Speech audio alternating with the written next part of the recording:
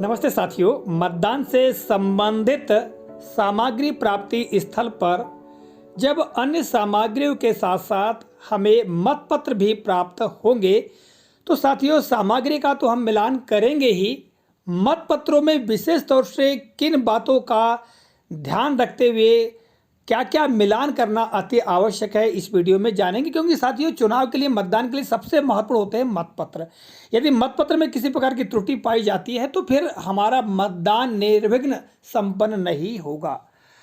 साथियों जैसा कि आप यहाँ पर देख पा रहे हैं, जिन सामग्री में नंबर अर्थात क्रमांक से क्रमांक तक अंकित होते हैं, अर्थात नंबर अंकित होते हैं, क्रम संख्या अंकित होती है, और विशेष तौर से हम बात करें तो यह सामग्री मुख्य रूप से मतपत्र ही होते हैं।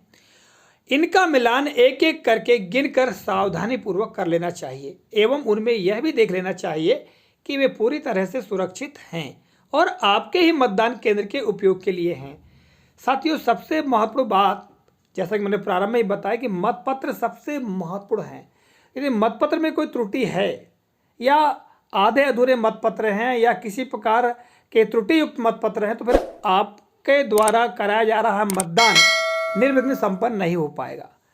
तो साथियों सबसे पहली बात तो यह है कि एक एक करके क्रम संख्या सहित मतपत्रों का मिलान कर लेना चाहिए और यह भी सुनिश्चित कर लेना चाहिए कि मतपत्र जो निर्धारित मतदान है, हमारा मतदान केंद्र है, ये मतपत्र उसी मतदान केंद्र के हैं। और यह भी आवश्यक रूप से अनिवार्य रूप से चेक कर लेना चाहिए कि कोई भी मतपत्र कटा फटा नहीं है या उसमें किसी प्रकार की मुद्रण जो त्रुटि है वो नहीं है। ठीक है। और मतपत्र में जो क्रम संख्या है क्रमशः एक एक करके मतलब सही छपी हुई है। ऐसा नहीं है कि एक ही क्रमांक दो मतपत्रों में आ गया है, या फिर ऐसा भी नहीं होना चाहिए कि कोई क्रमांक छूट गया है या किसी मतपत्र में क्रमांक डला ही हुआ नहीं है। तो इन सब सारी बातों को हमें चेक कर लेना चाहिए। मतपत्र सबसे महत्वपूर्ण होते हैं हमारे लिए। ठीक है।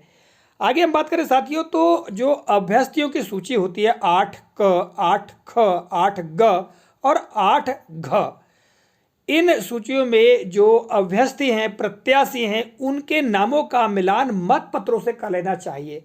जैसे कि पंच के मतपत्र, सरपंच के मतपत्र, ठीक है, जनपद पंचायत सदस्य के मतपत्र, जिला पंचायत सदस्य के मतपत्र। ठीक है।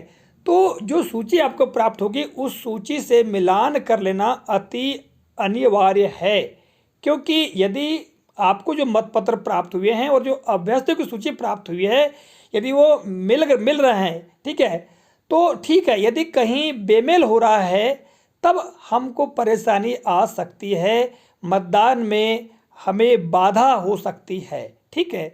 और साथियों अब हम बात करते हैं मतपेटी की।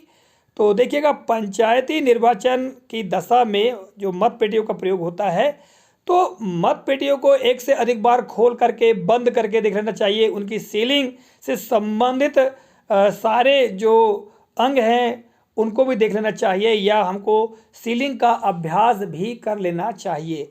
ये कहाँ करना चाहिए? जहाँ से हमको मतदान की सामग्री प्राप्त होती है वहीं पर। यदि कोई गड़बड़ी है या कोई त्रुटि है तो हम तत्काल सूचित कर सकते हैं और नई सामग्री, नई मतपेटियाँ प्राप्त कर सकते हैं। तो साथियों इस वीडियो में मतपत्रों और मतपेटी से संबंधित यह छोटी जानकारी थी, आप तक प्रेषित करने का मैंने प्रयास किया। आशा करता हूँ जानकारी उपयोगी लगी होगी।